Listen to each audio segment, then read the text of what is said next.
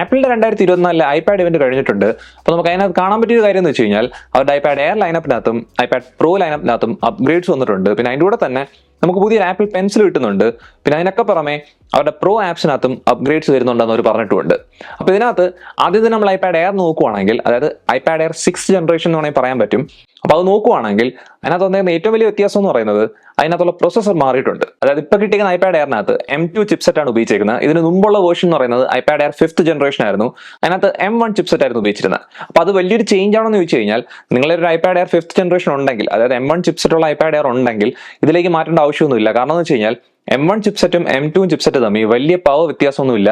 നമുക്ക് ഭയങ്കര ഇമ്പ്രൂവ്മെന്റ്സും അല്ലെങ്കിൽ ഭയങ്കര വ്യത്യാസങ്ങളൊന്നും കാണാൻ പറ്റത്തില്ല. അതും ഈ ഐപാഡ് എയർ M1 എങ്ങനെയാണ് വർക്ക് ചെയ്യുന്നത്, അല്ലെങ്കിൽ ഇപ്പോൾ 2024 അതിന്റെ പെർഫോമൻസും കാര്യങ്ങളൊക്കെ അറിയണമെങ്കിൽ അതിന്റെ ഒരു വീഡിയോ ഞാൻ ഇപ്പോൾ ചെയ്തിട്ടുണ്ടായിരുന്നു, ഒരു day in the life video ചെയ്തിട്ടുണ്ടായിരുന്നു. അപ്പോൾ അതിന്റെ ലിങ്ക് ഞാൻ ഡിസ്ക്രിപ്ഷൻ സെക്ഷനിൽ കൊടുത്തേക്കാം. അതും ആ ഒരു ഡിവൈസ് എന്ന് പറയുന്നത്, ഈ ഐപാഡ് എയർ M1 എന്ന് പറയുന്നത് ഇപ്പോഴായാലും നല്ലൊരു ഡിവൈസ് തന്നെയാണ്. അപ്പോൾ അതുകൊണ്ട് തന്നെ ഈ ഒരു അപ്ഗ്രേഡ് വലിയൊരു കാര്യമായിട്ട് പറയേണ്ട ആവശ്യമില്ല. പക്ഷേ ഇതല്ലാതെ എനിക്ക് അത്യാവശ്യം നല്ലോണം തോന്നിയൊരു അപ്ഗ്രേഡ് എന്ന് പറയുന്നത് ഈ ഐപാഡ് എയർ M2നകത്ത് കിട്ടിയിരിക്കുന്ന ഒരു അപ്ഗ്രേഡ് എന്ന് പറയുന്നത്, അല്ലെങ്കിൽ ഇപ്പോൾ വന്നേക്കുന്ന ഐപാഡ് എയറിനകത്തുള്ള അപ്ഗ്രേഡ് എന്ന് പറയുന്നത് അതിന്റെ ബേസ് സ്റ്റോറേജ് മാറിയിട്ടുണ്ട്. അതായത് ഈ ഐപാഡ് ലൈനപ്പിന്റെ ഏറ്റവും വലിയ പ്രശ്നം അത് തന്നെയാണ്. ബേസ് സ്റ്റോറേജ് എന്ന് പറഞ്ഞു കഴിഞ്ഞാൽ 64 GB ആണ് നിൽക്കുന്നത്. അപ്പം ഇപ്പോൾ വന്നേക്കുന്ന ഐപാഡ് എയറിനകത്ത്, അതായത് M2 ഐപാഡ് എയറിനകത്ത് 128 GB ആണ് ബേസ് സ്റ്റോറേജ് തുടങ്ങുന്നത് തന്നെ. അപ്പോൾ നല്ലൊരു കാര്യം തന്നെയാണ്. അത് നമ്മൾ പ്രൈസിങ് നോക്കുവാണെങ്കിൽ പ്രൈസിങ്ങിനകത്ത് വ്യത്യാസമൊന്നും വന്നിട്ടില്ല. അതായത് ഇപ്പോഴത്തെ സ്റ്റാർട്ടിംഗ് പ്രൈസിങ്ങും 60,000 തന്നെയാണ്. അതായത് നമുക്ക് ഇന്ത്യൻ റുപ്പീസിലേക്ക് നോക്കുവാണെങ്കിൽ, ആപ്പിൾ സ്റ്റോർ ഇന്ത്യക്ക് നോക്കുവാണെങ്കിൽ നമുക്ക് കാണാൻ പറ്റും 60,000 തന്നെയാണ് സ്റ്റാർട്ടിംഗ് പ്രൈസിംഗ് എന്ന് പറഞ്ഞു കഴിഞ്ഞാൽ. ആ പ്രൈസിംഗ് നമുക്ക് കിട്ടുന്ന സ്റ്റോറേജ് എന്ന് പറയുന്നത് 128 GB ആണ്. ഇത് കഴിഞ്ഞിട്ട് വേറെ എന്തെങ്കിലും വ്യത്യാസം ഉണ്ടോ നോക്കുവാണെങ്കിൽ നമുക്ക് അടുത്ത കാണാൻ പറ്റുന്ന ഒരു വ്യത്യാസം എന്ന് പറയുന്നത് ഇതിന്റെ ഡിസ്പ്ലേ സൈസ്. അതായത് ഈ പുതിയ ഐപാഡ് എയർ M2ന്റെ ഡിസ്പ്ലേ സൈസ് എന്ന് പറഞ്ഞു കഴിഞ്ഞാൽ 11 ഇഞ്ച് ആണ്. മുമ്പത്തേണ്ടത് 10.9 ഇഞ്ച് ആയിരുന്നു. അത് നമുക്ക് ഡിസ്പ്ലേയുടെ ടെക്നോളജി നോക്കുവാണെങ്കിൽ സെയിം ടൈപ്പ് ഓഫ് ടെക്നോളജി തന്നെയാണ് ഉപയോഗിച്ചേക്കുന്നത്. അതായത് നമുക്ക് LCD പാനൽ തന്നെയാണ്, IPS LCD പാനൽ തന്നെയാണ്. അതിനകത്ത് മാറ്റമൊന്നുമില്ല. പിന്നെ റെസൊല്യൂഷനും ആ കാര്യങ്ങളെല്ലാം സെയിം തന്നെയാണ്. ഒരു വ്യത്യാസം കൂടെ കിട്ടുന്നുണ്ട്. അതായത് നമുക്കിപ്പം ആപ്പിൾ പെൻസിൽ ഹവർ സപ്പോർട്ട് കിട്ടുന്നുണ്ട്. അത് നമുക്ക് മുമ്പത്തെ ഐപാഡ് എയറിനകത്ത് ഇല്ലായിരുന്നു. അതായത് ഐപാഡ് എയർ 5th ജനറേഷനകത്ത് അതില്ലായിരുന്നു. അപ്പോൾ അത് കിട്ടുന്നുണ്ട്. പിന്നെ അതിനൊക്കെ പുറമെ വേറെ കാര്യങ്ങൾ വരുന്നുണ്ട്. അതായത് ഐപാഡ് എയറിനകത്ത് നമുക്ക് ഒരു സൈസ് മാത്രമേ ഇത്ര ഓപ്ഷൻ ആയിട്ട് വന്നിട്ടുള്ളത്. പക്ഷെ ഇപ്പൊ തൊട്ട് നമുക്ക് 2 ഓപ്ഷൻ കിട്ടുന്നുണ്ട്.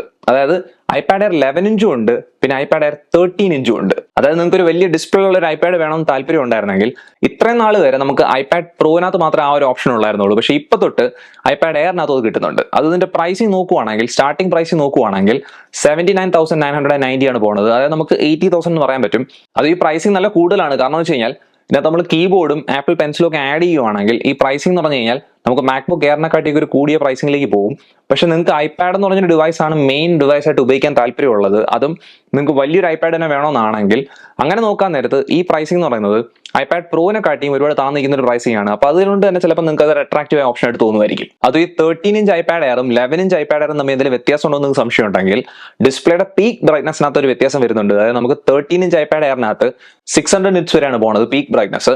11 ഇഞ്ചിനകത്ത് 500 നിറ്റ്സ് വരെയാണ് പോകുന്നത്.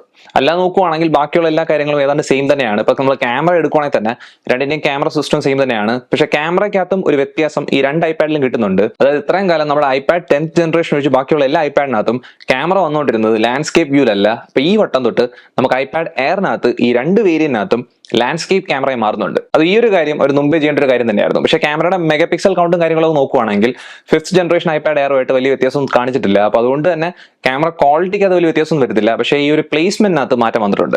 പിന്നെ നിങ്ങൾക്ക് അൺലോക്കിംഗ് മെത്തേഡൊക്കെ നോക്കുവാണെങ്കിൽ ഈ പുതിയ ഐപാഡ് എയറിനകത്തും ഫിംഗർ പ്രിന്റ് അൺലോക്ക് തന്നെയാണ് കിട്ടുന്നത്. അപ്പോൾ ഇതാണ് ഈ പുതിയ ഐപാഡ് എയറിന്റെ കാര്യങ്ങൾ. അത് ഇത് വലിയ കുഴപ്പമില്ലാത്തൊരു അപ്ഗ്രേഡ് തന്നെയാണ്. പിന്നെ അത് മാത്രമല്ല, നമ്മുടെ പഴയ ഐപാഡ് 5th ജനറേഷൻ അല്ലെങ്കിൽ M1 ഐപാഡ് എയറിനകത്ത് കുറച്ചുകൂടെ ഡീൽ ഇപ്പോൾ വരാൻ സാധ്യതയുണ്ട്. അത് നമുക്ക് സെക്കൻഡ് ഹാൻഡ് മാർക്കറ്റിൽ കുറച്ചുകൂടെ നല്ല ഡീൽ ആ പ്രോഡക്റ്റ് കിട്ടാൻ സാധ്യതയുണ്ട്. അപ്പൊ അങ്ങനെ കിട്ടുവാണെങ്കിൽ അതിപ്പോഴും നല്ലൊരു ഓപ്ഷൻ തന്നെയാണ്. അപ്പൊ ഐപാഡ് എയറിനകത്തുള്ള കാര്യങ്ങൾ നമ്മൾ നോക്കി സ്ഥിതിക്ക് ഇനി നമുക്ക് ഐപാഡ് പ്രോയിലേക്ക് പോവാം. അതായത് പുതിയ ഐപാഡ് പ്രോ.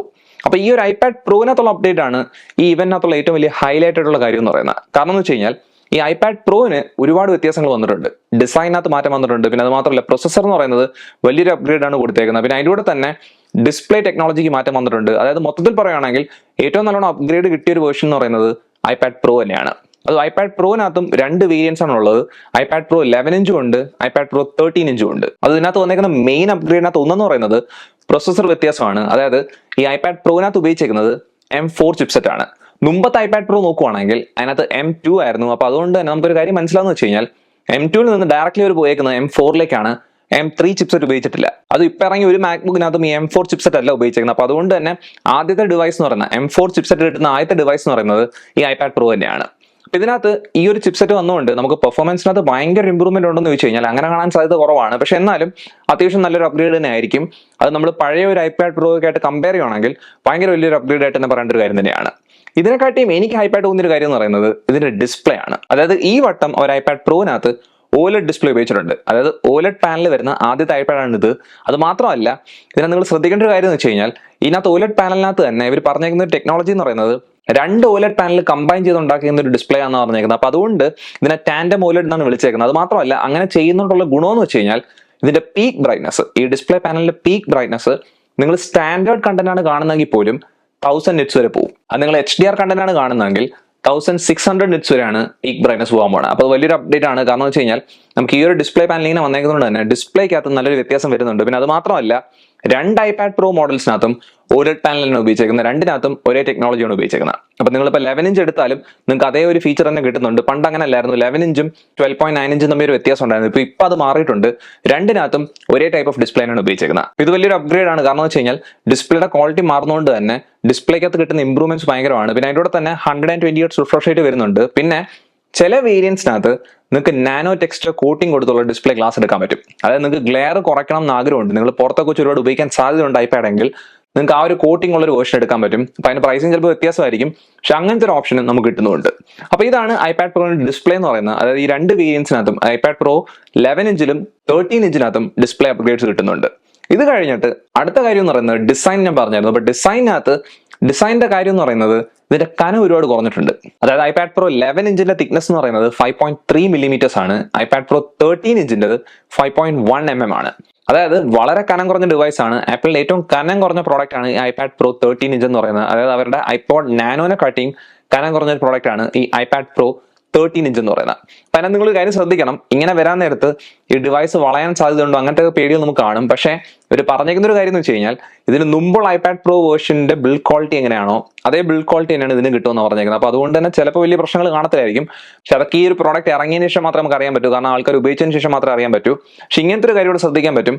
വളരെ കനം കുറഞ്ഞ ഒരു പ്രോഡക്റ്റ് ആണ് ഈ ഐപാഡ് പ്രോ സീരീസ് എന്ന് പറയുന്നത്. അതായത് ഐപാഡ് പ്രോ 11 ഇഞ്ച് എടുത്താലും 13 ഇഞ്ച് എടുത്താലും ഭയങ്കര കനം കുറഞ്ഞ പ്രോഡക്റ്റ് തന്നെയാണ്. ഇനി അടുത്ത ഈ പ്രോഡക്റ്റിന് കിട്ടുന്ന ഒരു അപ്ഡേറ്റ് എന്ന് പറയുന്നത് ഇതിന്റെ ക്യാമറ സിസ്റ്റം തന്നെയാണ്. ബാക്കി നോക്കുവാണെങ്കിൽ പണ്ട് 2 ക്യാമറ സിസ്റ്റം ഉണ്ടായിരുന്നെങ്കിൽ ഇപ്പൊ നമുക്ക് ഒരെണ്ണം മാത്രമേ വരുന്നുള്ളൂ. പിന്നെ അത് മാത്രമല്ല നമ്മൾ ഫ്രണ്ട് ക്യാമറയിലേക്ക് വരാൻ നേരത്ത് അവിടെയാണ് അപ്ഗ്രേഡ് വന്നേക്കുന്നത്. അതും ക്യാമറയ്ക്കല്ല അപ്ഗ്രേഡ് എന്ന് പറയുന്നത്, ക്യാമറയുടെ പ്ലേസ്മെന്റ് ഇതിനകത്ത് മാറിയിട്ടുണ്ട്. ഈ വട്ടം നമുക്ക് ഐപാഡ് പ്രോനകത്തും ലാൻഡ്സ്കേപ്പ് ഓറിയന്റേഷനിലേക്കാണ് പ്ലേസ്മെന്റ് വന്നേക്കുന്നത്. അപ്പൊ അതുകൊണ്ട് തന്നെ വീഡിയോ കോൾ ചെയ്യുമ്പോൾ അത് നല്ലൊരു കാര്യമായിരിക്കും. പിന്നെ ആപ്പിൾ പെൻസിൽ സപ്പോർട്ടിന്റെ കാര്യം എടുക്കുവാണെങ്കിൽ ഇതിനകത്തും ആ ഒരു പുതിയ ആപ്പിൾ പെൻസിലിന്റെ സപ്പോർട്ട് കിട്ടുന്നുണ്ട്. അപ്പം പുതിയ ആപ്പിൾ പെൻസിൽ എന്തോ ഞാൻ പറഞ്ഞായിരുന്നു, പുതിയതായിട്ട് വന്നേക്കുന്ന ആപ്പിൾ പെൻസിൽ എന്ന് പറയുന്നത് ആപ്പിൾ പെൻസിൽ പ്രോ എന്നാണ് അവർ പറയുന്നത്. അപ്പൊ ആ ഒരു പെൻസിൽ സപ്പോർട്ട് ഇതിൽ കിട്ടുന്നുണ്ട്. പിന്നെ അത് മാത്രമല്ല നിങ്ങൾക്ക് വേണമെങ്കിൽ ആപ്പിൾ പെൻസിൽ USB-C വേർഷൻ ഉണ്ട്, അത് ഉപയോഗിക്കാൻ പറ്റും. അത് ഈ ആപ്പിൾ പെൻസിൽ എന്ന് പറഞ്ഞ ആക്സസറിക്ക് മാത്രമല്ല അപ്ഗ്രേഡ് വന്നേക്കുന്നത്, ഇവരുടെ കീബോർഡിനകത്തും അപ്ഗ്രേഡ് വന്നിട്ടുണ്ട്. അതായത് ഇവരുടെ മാജിക് കീബോർഡിനകത്തും അപ്ഗ്രേഡ് ചെയ്തിട്ടുണ്ട്. അപ്പൊ അങ്ങനത്തെ കാര്യത്തിനകത്ത് മാറ്റങ്ങൾ വന്നിട്ടുണ്ട്. പക്ഷേ ഈ പ്രൊഡക്ട്സിന് എല്ലാത്തിനും, അതായത് ഈ ആക്സസറീസിന് എല്ലാത്തിനും നല്ല വില കൂടുതലാണ്. അത് മാത്രമല്ല ഈ ഐപാഡ് പ്രോന്റെ പ്രൈസിങ് നോക്കുവാണെങ്കിൽ തന്നെ 11 ഇഞ്ചിന്റെ സ്റ്റാർട്ടിംഗ് പ്രൈസ് എന്ന് പറയുന്നത് വൈഫൈ ഒള്ളി വേരിയന്റ് നമ്മൾ നോക്കുവാണെങ്കിൽ അതിന്റെ സ്റ്റാർട്ടിംഗ് പ്രൈസ് എന്ന് പറയുന്നത് 1 ലക്ഷം രൂപയാണ്. അപ്പൊ അതായത് പ്രൈസിങ് നമ്മൾ എടുക്കാൻ നേരത്ത് ഭയങ്കര പ്രൈസ് കൂടിയ പ്രോഡക്റ്റ് തന്നെയാണ്. നമുക്കത് സ്പെക്ക് ഔട്ട് ചെയ്ത് പോവുകയാണെങ്കിൽ ഏറ്റവും ഭയങ്കര എക്സ്പെൻസീവ് ആയ ഒരു പ്രോഡക്റ്റ് ആക്കി മാറ്റാനും പറ്റും. പിന്നെ അത് മാത്രമല്ല ഈ 1 ലക്ഷം രൂപയുടെ കൂടെ തന്നെ നമ്മൾ കീബോർഡ് കേസിങ്ങും പിന്നെ അല്ലെങ്കിൽ കീബോർഡ് ആക്സസറിയും ആപ്പിൾ പെൻസിൽ പ്രോ ഒക്കെ വാങ്ങിക്കുവാണെങ്കിൽ പ്രൈസിംഗ് എന്ന് പറയുന്നത് മാക്ബുക്ക് പ്രോവിനെ കാട്ടിയൊക്കെ കൂടിയ ഒരു പ്രൈസിംഗിലേക്ക് വേണമെങ്കിൽ നമുക്ക് മാറ്റിയെടുക്കാനും പറ്റും. അത് ഇങ്ങനത്തെ ഒരു പ്രൈസിംഗ് ആയതുകൊണ്ട് തന്നെ നിങ്ങളൊരു ഐപാഡ് പ്രോ എടുക്കാൻ പോകണമെങ്കിൽ നിങ്ങൾക്ക് ഐപാഡ് പ്രോവിനകത്ത് നിങ്ങൾ എല്ലാ വർക്ക് ഫ്ലോയും നടക്കും എന്നുള്ളൊരു കാര്യം ഉറപ്പുണ്ടെങ്കിൽ മാത്രമേ എടുക്കാവൂ. കാരണം ഞാൻ പറഞ്ഞില്ലേ ഭയങ്കര എക്സ്പെൻസീവ് ആയ പ്രോഡക്റ്റ് ആണ്. അതും ഐപാഡ് ഞാൻ ഉപയോഗിച്ചതെന്ന് എനിക്ക് മനസ്സിലായ കാര്യം എന്ന് വെച്ച് കഴിഞ്ഞാൽ നമ്മുടെ ലാപ്ടോപ്പ് റീപ്ലേസ്മെന്റ് ആയിട്ട് ഉപയോഗിക്കാൻ പറ്റുന്ന ഒരു പ്രോഡക്റ്റ് ഒന്നും അല്ല. പക്ഷേ ഈ വട്ടത്തെ കീനോണ്ടെന്ന് അവർ കാണിച്ചൊരു കാര്യം എന്ന് പറഞ്ഞു കഴിഞ്ഞാൽ ഇവരുടെ പ്രോ ആപ്സിനകത്ത് അപ്ഗ്രേഡ് വരുന്നുണ്ട് അല്ലെങ്കിൽ അപ്ഡേറ്റ്സ് വരുന്നുണ്ട് എന്നുള്ള കാര്യമാണ്. അതായത് ഐപാഡിന്റെ ഫൈനൽ കട്ട് പ്രോനകത്ത് ഫൈനൽ കട്ട് പ്രോ 2 കിട്ടുന്നുണ്ട്. അതിനൊക്കെ തന്നെ ലോജിക്കിനകത്തും അതിനകത്ത് നമുക്ക് ലോജിക് 2 കിട്ടുമെന്നാണ് അവർ പറഞ്ഞിരിക്കുന്നത്. പക്ഷേ ആ അപ്ഗ്രേഡ്സ് ഒക്കെ എങ്ങനെയാണെന്നുള്ള കാര്യം ആ ഒരു അപ്ഡേറ്റ്സ് വന്നതിന് ശേഷം മാത്രമേ മനസ്സിലാവൂ. അത് മാത്രമല്ല വേറൊരു കാര്യം കൂടെ അവർ കാണിച്ചിട്ടുണ്ട്. നമുക്ക് ഫൈനൽ കട്ട് പ്രോ ക്യാമറ എന്നൊരു കാര്യവും കൂടെ നമ്മുടെ ഐഫോണിലേക്ക് വരുന്നുണ്ട്. അത് നമുക്ക് ഈ ഐഫോണിനകത്ത് വീഡിയോ എടുക്കുന്നതിനകത്ത് ഒരു പ്രോ റെക്കോർഡിംഗ് ഫീച്ചർ കണക്ക് വരുമോ എന്നുള്ള രീതിയിലാണ് എനിക്ക് തോന്നിയേക്കുന്നത്. അതും അതൊരു ആപ്പായിട്ട് നിൽക്കുവാണ്. അതും ആ ഒരു ആപ്പ് ലോഞ്ച് ആയതിനു ശേഷം അത് ടെസ്റ്റ് ചെയ്തതിനു ശേഷം മാത്രമേ ആ ആപ്പ് എന്തോന്ന് പറയാൻ പറ്റൂ. അതും അങ്ങനത്തെ ഒരു ആപ്പ് വന്നു കഴിയുമ്പോഴത്തേക്കും നമുക്ക് കിട്ടുന്ന അഡ്വാൻറ്റേജ് എന്ന് പറയുന്നത് നമുക്ക് നമ്മളെ ഐഫോൺ ഉപയോഗിച്ചും ഐപാഡ് ഉപയോഗിച്ചും ഒരു കണ്ടന്റ് ക്രിയേഷൻ നല്ലോണം ചെയ്യാൻ പറ്റുന്ന ഒരു കാര്യമാണ്. അപ്പൊ ഈ ഒരു കാര്യങ്ങളൊക്കെയാണ് ഇതിനകത്ത് തോന്നിയ അപ്ഗ്രേഡ് എന്ന് പറയുന്നത്. അതായത് നമുക്ക് പുതിയൊരു ആപ്പിൾ പെൻസിൽ കിട്ടിയിട്ടുണ്ട്. ആപ്പിൾ പെൻസിൽ പ്രോ ആണ്. അത് ആപ്പിൾ പെൻസിൽ പ്രോനകത്ത് കിട്ടാൻ പോണ പുതിയ ഫീച്ചേഴ്സ് എന്ന് പറഞ്ഞു കഴിഞ്ഞാൽ നമുക്ക് സ്ക്വീസ് ഫീച്ചർ കിട്ടുന്നുണ്ട്, പിന്നെ ഹാപ്റ്റിക് ഫീഡ്ബാക്ക് കിട്ടുന്നുണ്ട്, പിന്നെ ബാരൽ റോൾ കിട്ടുന്നുണ്ട്. അപ്പൊ അങ്ങനത്തെ കുറച്ച് ഫീച്ചേഴ്സ് വരുന്നുണ്ട്. അതായത് നിങ്ങൾ നല്ലോണം ക്രിയേറ്റീവ് ആയ ഒരു വ്യക്തിയാണ്, നിങ്ങൾക്ക് പെൻസിൽ ഉപയോഗിച്ച് ക്രിയേറ്റിവിറ്റി ഒരുപാട് ചെയ്യാൻ താല്പര്യമുണ്ട്, അല്ലെങ്കിൽ നിങ്ങൾ ചെയ്യുന്ന ഒരു വ്യക്തിയാണെങ്കിൽ ഈ ഒരു പെൻസിൽ എന്ന് പറയുന്നത് നല്ലൊരു വേർഷൻ തന്നെയായിരിക്കും. പക്ഷേ ഇതിന്റെയും പ്രൈസിംഗ് എന്ന് പറയുന്നത് 12,000 ഇന്ത്യൻ റുപ്പീസ് ആണ്. പിന്നെ ഒരു കാര്യം കൂടെ വന്നിട്ടുണ്ടായിരുന്നു, അത് നമുക്ക് അപ്ഗ്രേഡ് ഒന്നും അല്ല. അതായത് iPad 10th ജനറേഷന്റെ പ്രൈസിംഗ് അവർ കുറച്ചിട്ടുണ്ട്. ബേസ് വേരിയന്റിന്റെ പ്രൈസിംഗ് എന്ന് പറയുന്നത് ഇപ്പൊ 35,000 ഇന്ത്യൻ റുപ്പീസ് ആക്കി മാറ്റിയിട്ടുണ്ട്. അപ്പൊ ഈ കാര്യങ്ങളൊക്കെയാണ് ഈ ഇവന്റ് നടന്നതെന്ന് പറയുന്നത്. അതും ഞാൻ പറഞ്ഞില്ലേ, എനിക്ക് ഈ ഇവന്റിനകത്ത് iPad Pro ഏറ്റവും വലിയൊരു അപ്ഗ്രേഡ് ആയിട്ട് തോന്നുന്നുണ്ടെങ്കിലും ഏറ്റവും പ്രിഫറബിൾ ആയ ഒരു അപ്ഗ്രേഡ് എന്ന് പറയുന്നത് iPad Airനകത്ത് തന്നെയാണ്. അത് മാത്രമല്ല, ഈ ഒരു iPad Air വന്നുകൊണ്ട് തന്നെ പഴയ iPad Airന്റെ പ്രൈസ് കുറയുന്നുള്ള ഒരു കാര്യവും നല്ലൊരു കാര്യം തന്നെയാണ്. അപ്പൊ ഇത്രയുള്ള ഈ വീഡിയോ. അത് നിങ്ങൾ ഈ അപ്ഗ്രേഡ്സ് കണ്ടതിന് ശേഷം നിങ്ങൾക്ക് ഈ iPadsനകത്ത് ഏറ്റവും ഇഷ്ടപ്പെട്ട അപ്ഗ്രേഡ് ഏതാണ്, അല്ലെങ്കിൽ നിങ്ങൾ പ്രിഫർ ചെയ്യുന്ന അപ്ഗ്രേഡ് ഏതാണ്, ആ കാര്യം കമന്റ് സെക്ഷനിൽ പറയാ. അതേന്നൊക്കെ ഈ വീഡിയോ ഇഷ്ടപ്പെട്ടെങ്കിൽ ഈ വീഡിയോ ഉറപ്പായിട്ട് ലൈക്ക് ചെയ്യുക, അതുകൂടെ ചാനൽ സബ്സ്ക്രൈബും ചെയ്യുക, ഈ ചാനൽ പ്രൊമോട്ടും ചെയ്യുക. നമുക്ക് എത്രയും പെട്ടെന്ന് അടുത്തുള്ളിൽ കാണാം. അതുവരെ ബൈ.